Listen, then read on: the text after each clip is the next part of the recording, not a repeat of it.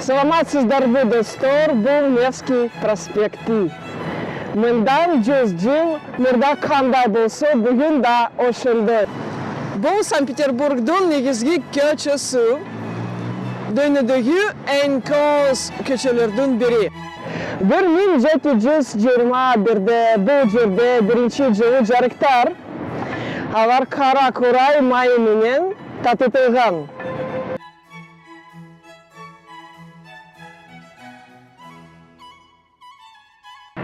1907 жылы Невский проспекти боюнча биринчи трамвайлар ишке кирди.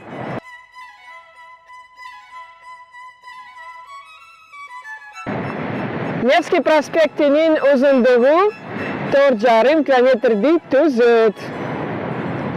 240 үйдүн фасады чоң көчөгө карайт.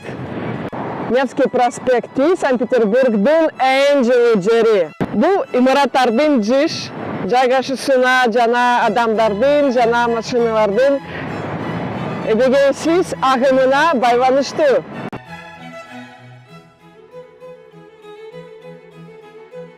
Бул жерден күнүнө 2 миллионго жакын адам өтөт. Көчөнүн эң кендүү жери 60 метрди түзөт. Ал гостиный двор жанында жайгашкан.